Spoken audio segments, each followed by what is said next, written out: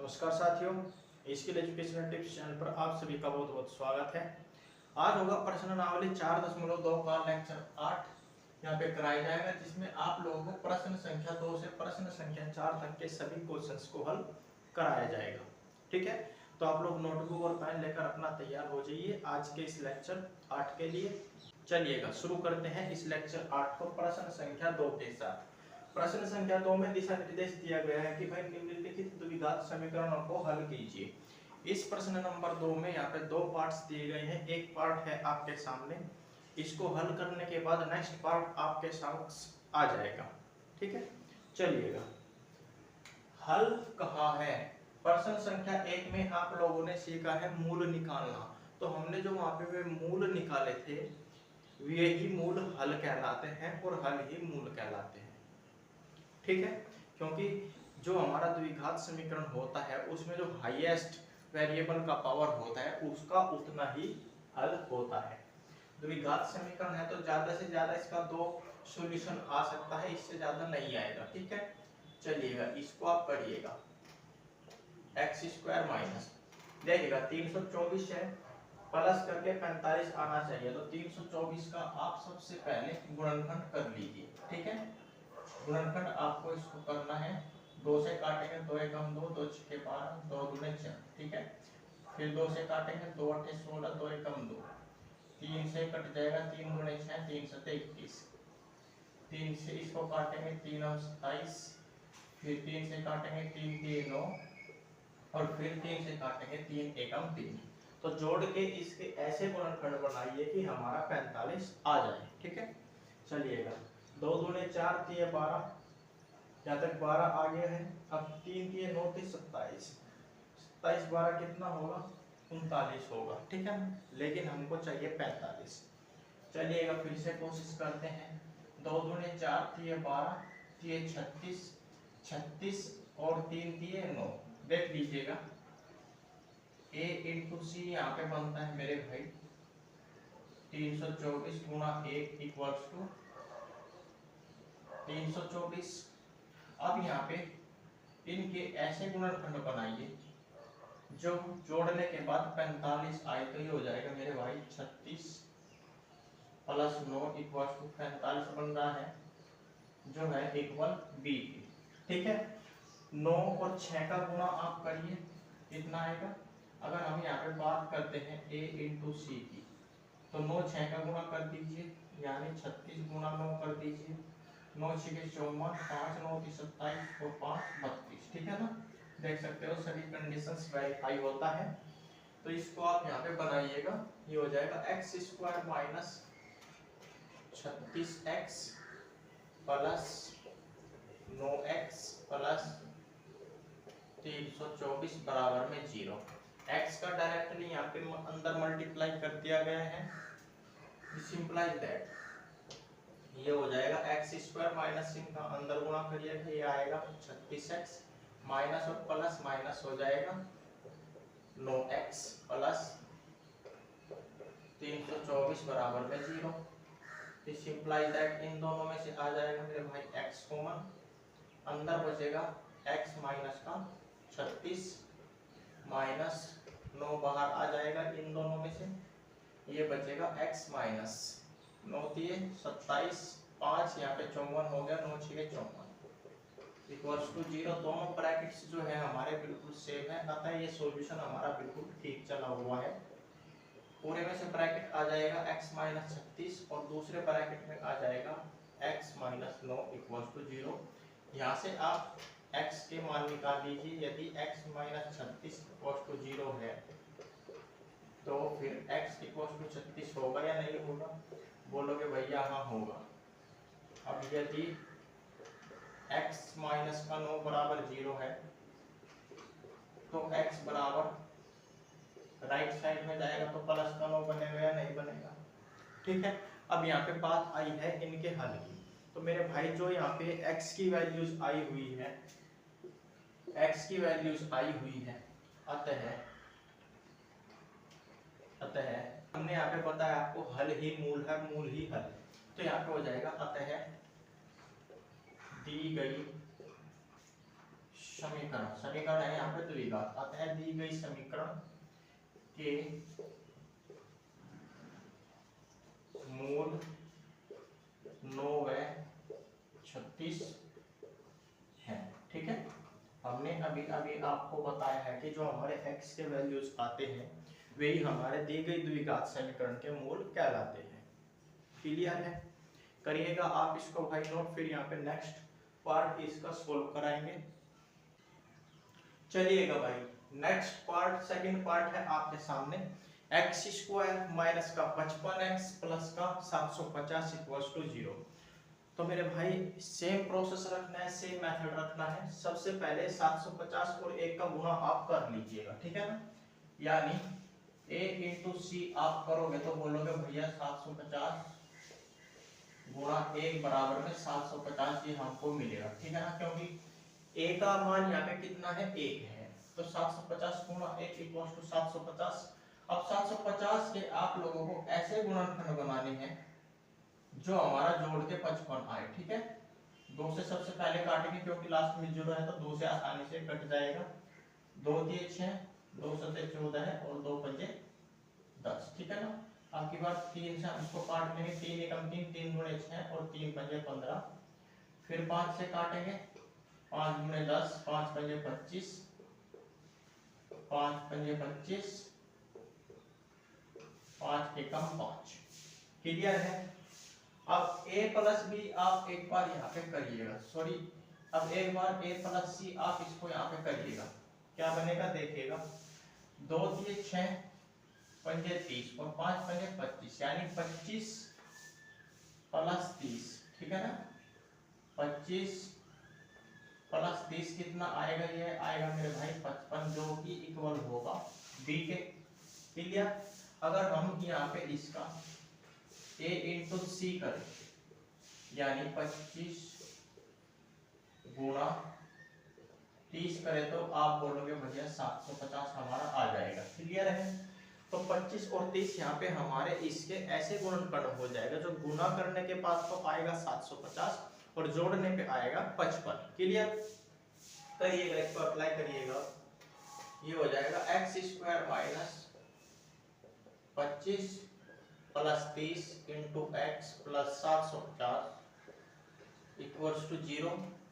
This imply that x square minus minus का multiplication बाद में करेंगे, पहले एक्स का कर लीजिए ब्रैकेट के अंदर, तो ये हो जाएगा 25 का एक्स प्लस 30x प्लस 750 बराबर में 0। This imply that x square minus minus इनका अंदर मल्टीप्लिकेशन करेंगे तो हो जाएगा माइनस का 25x माइनस और plus minus 30x plus 750 equals to 0, ठीक है।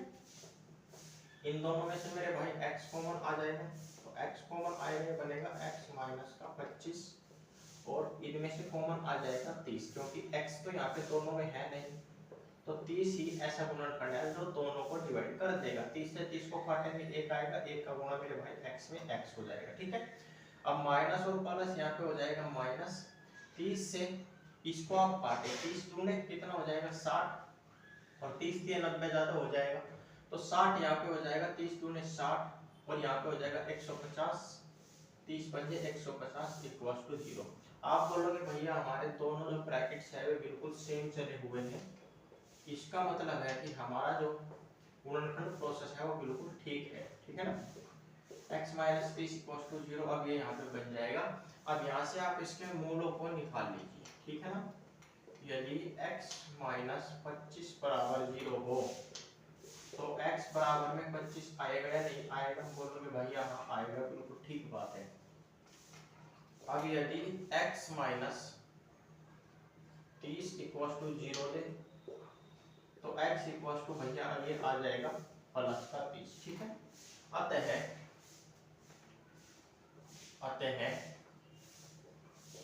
दी गई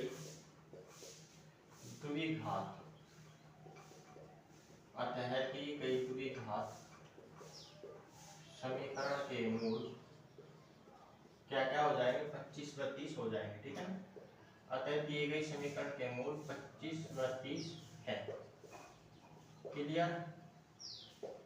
ये हो जाएगा मेरे भाई इस पार्ट सेकंड का सॉल्यूशन। देखिएगा ये सभी चीजें कहाँ से क्या आ रही है, किस तरीके से हम इनको लेके चल रहे हैं। जब हमने इसका बेस आप लोगों को बताया था लेक्चर 1, लेक्चर 2, लेक्चर 3 और लेक्चर 4 कराया था, तो हमने वहाँ पे एक्सप्लेन में इसको डिटेल में बताया गया है। ठीक है, तो अगर आप लोगों को थोड़ा सा भी दिक्कत है तो आप प्लीज ये लेक्चर 1, 2, 3 और 4 इन चारों लेक्चर्स को आप एक बार देख लीजिएगा। वहां से आप लोगों को इन एक्सरसाइज का बेस कंप्लीट हो जाएगा। ठीक है, तो इसको नोट करिएगा मेरे भाई, या फिर आप इसका स्क्रीनशॉट ले लीजिएगा। फिर हम यहाँ पे क्वेश्चन नंबर 3 सोल्व करेंगे।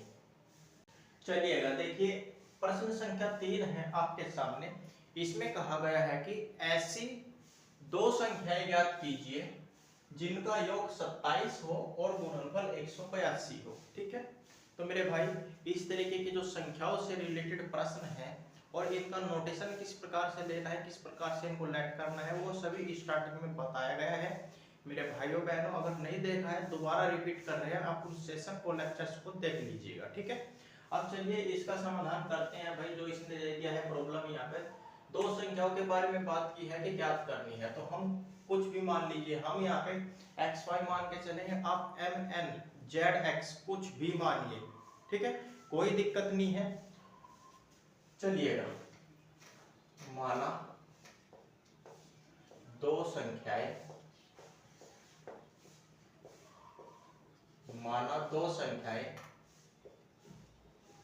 x व y है। ठीक है, अब प्रश्न की शर्त से हमको यहाँ पे काम करना पड़ेगा। ठीक है, प्रश्न की शर्त से, क्योंकि प्रश्न ने जो यहाँ पे फाउंडेशन बनाई है उसमें रह के इसको सोल्व करना पड़ेगा। अगर हम इससे बाहर चल के काम करते हैं तो मेरे भाई ये हमको नहीं छोड़ेगा, ये हमको डसेगा या खा जाएगा। डसना खाने से मतलब है हमारा क्वेश्चन गलत हो जाएगा। ठीक है, इसीलिए इसकी शर्तों को भी यहाँ पे दिमाग में रखते हुए वर्क करना है।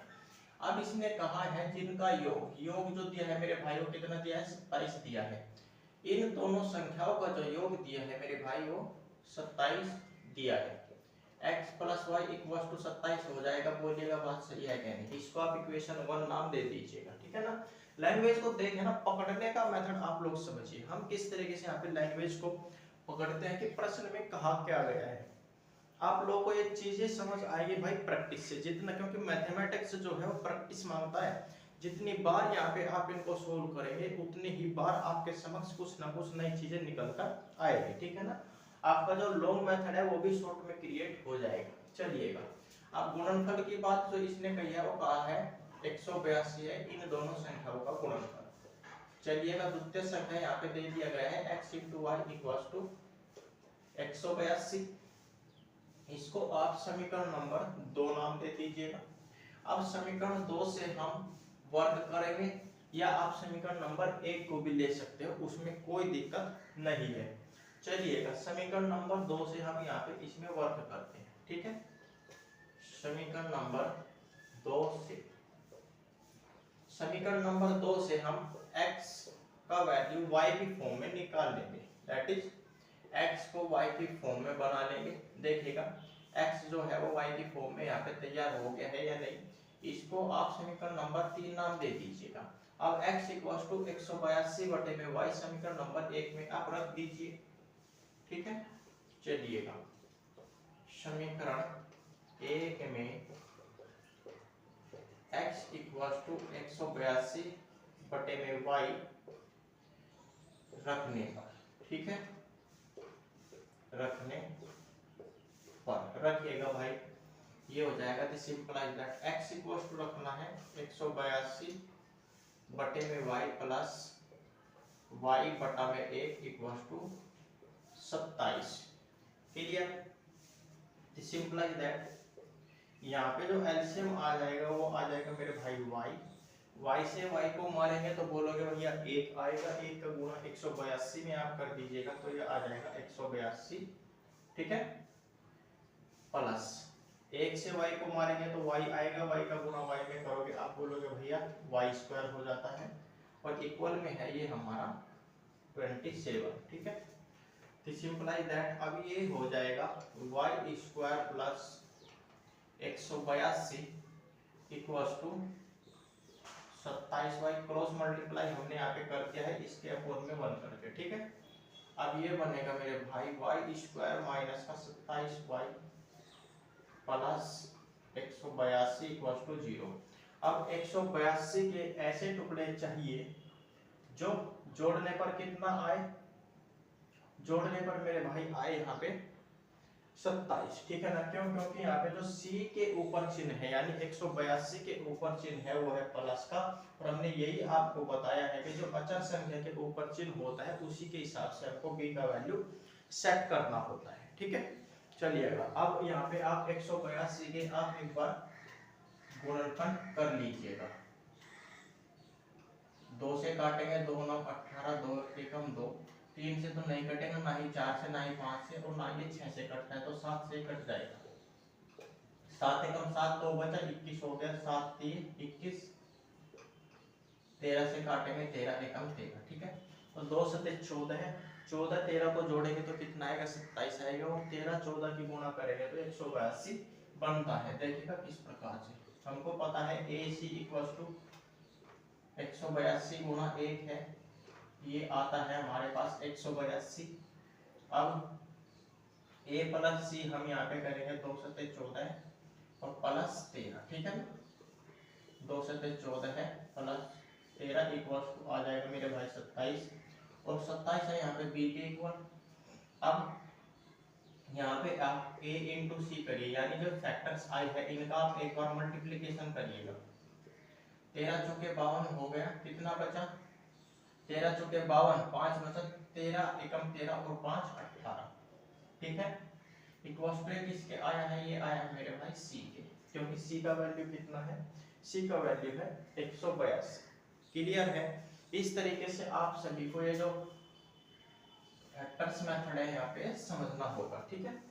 चलिएगा, इसको अब आप करिएगा सोल्व। दिस इंप्लाइज दैट ये हो जाएगा y स्क्वायर माइनस का 14 है प्लस 13 इंटू y प्लस में 182 equals to 0। This implies that ये हो जाएगा y स्क्वायर माइनस का 14 है y माइनस का 13 है y प्लस 182 इक्वल्स टू 0 हो जाएगा या नहीं हो जाएगा।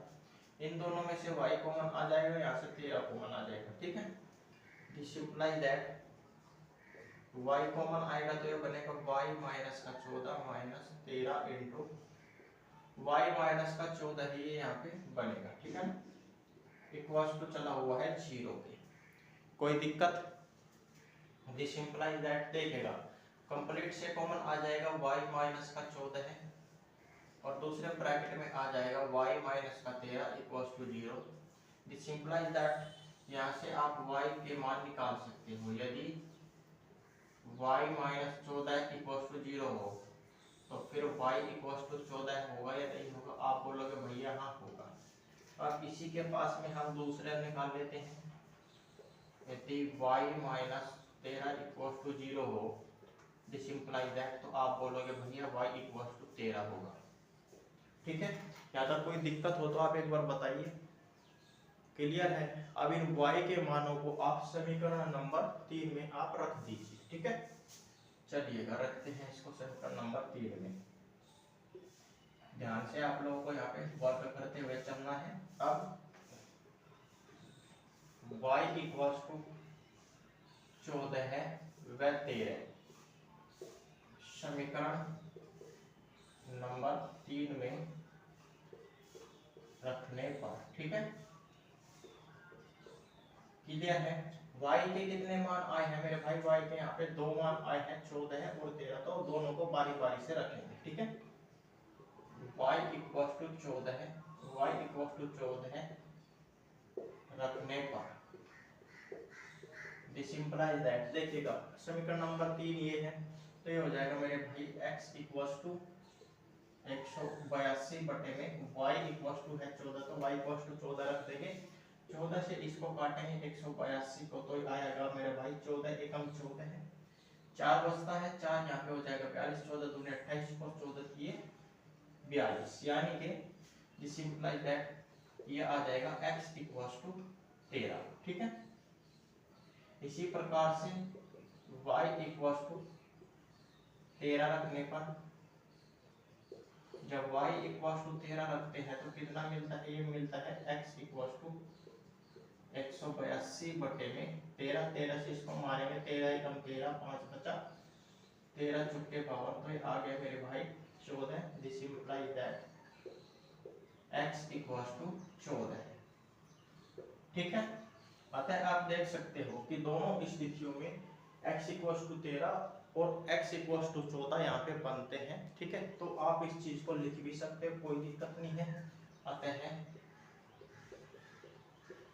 दोनों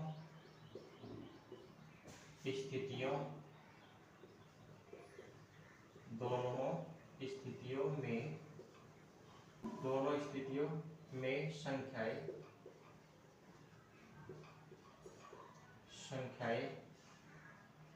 13 व 14 है। ठीक है, ये हो जाएगा आपका इस क्वेश्चन नंबर 3 की ऐसी दो संख्याएं जिनका योग तो 27 आ रहा है और गुणनफल 182 है।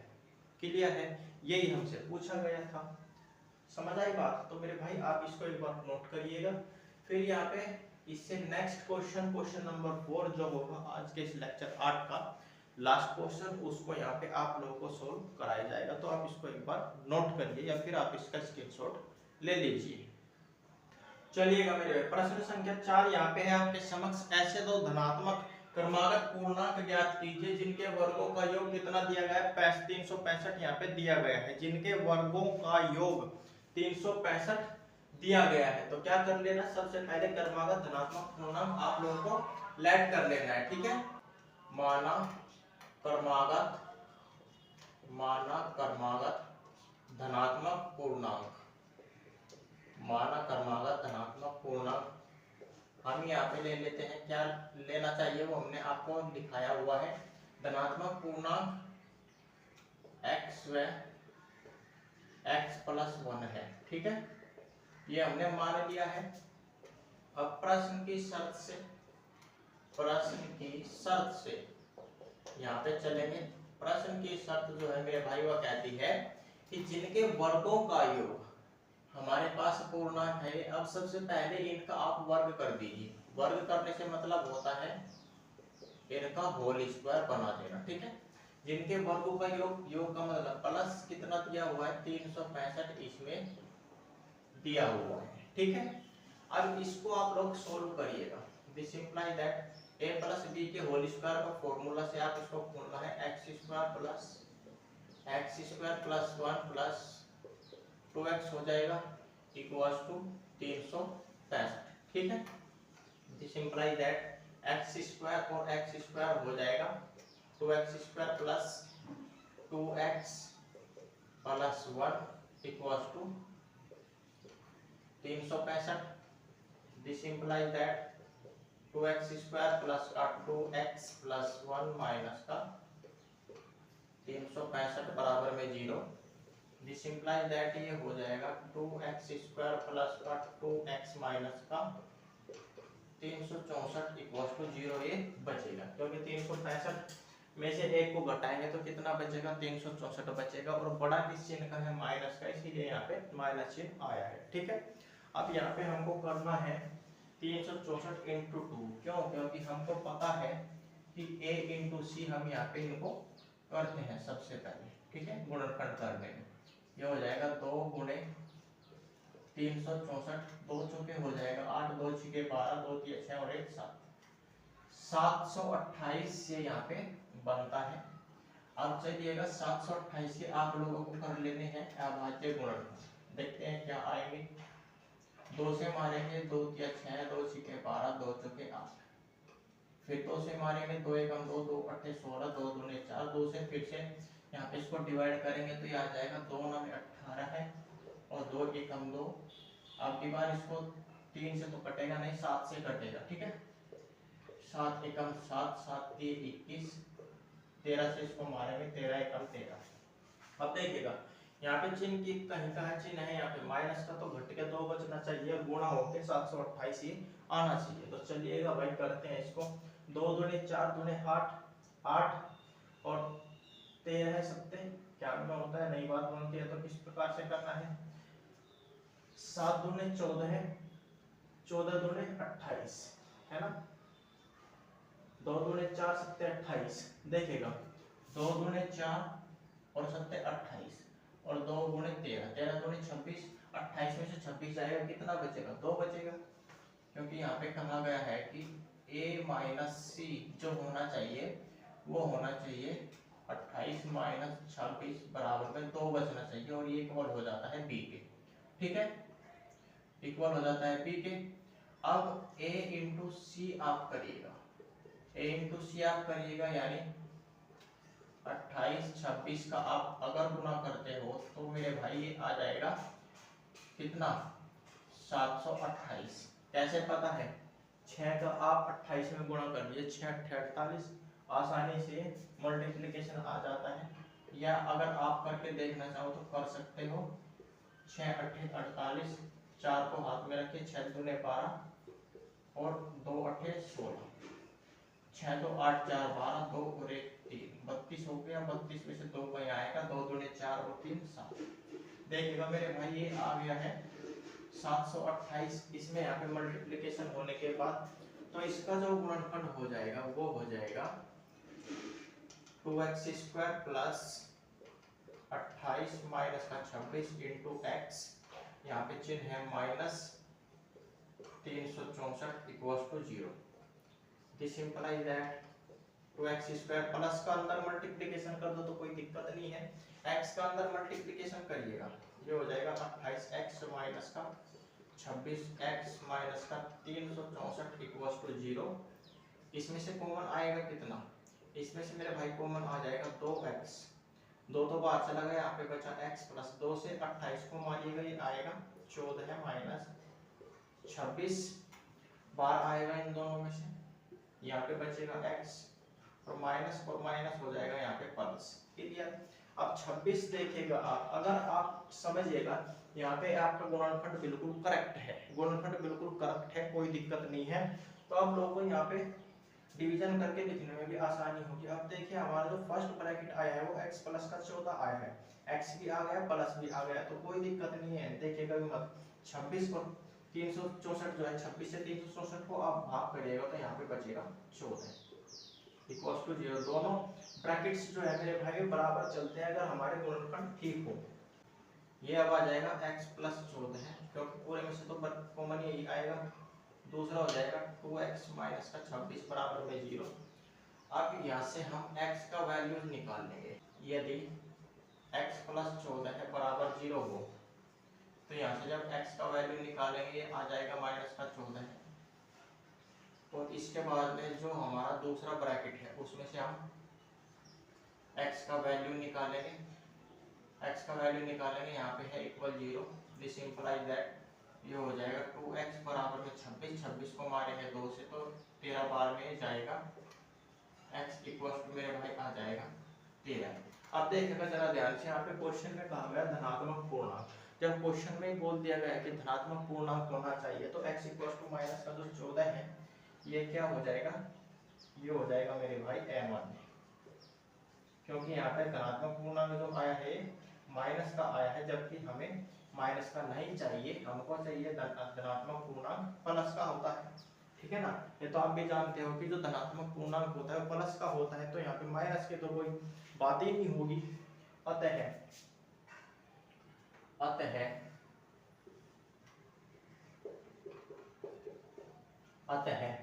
क्रमागत धनात्मक पूर्णांक, क्रमागत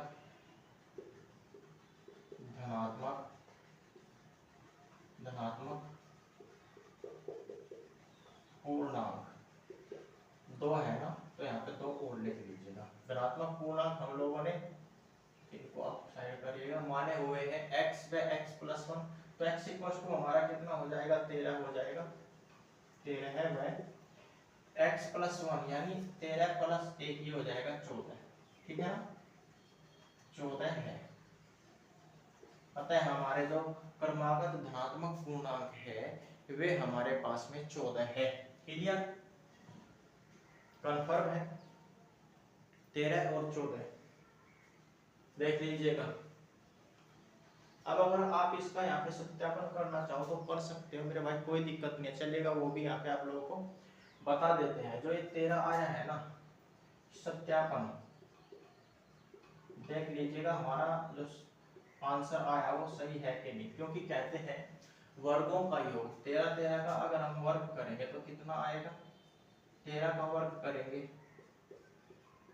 प्लस उसके बाद में 14 का वर्ग करेंगे तो 13 तो होता है मेरे भाई 169।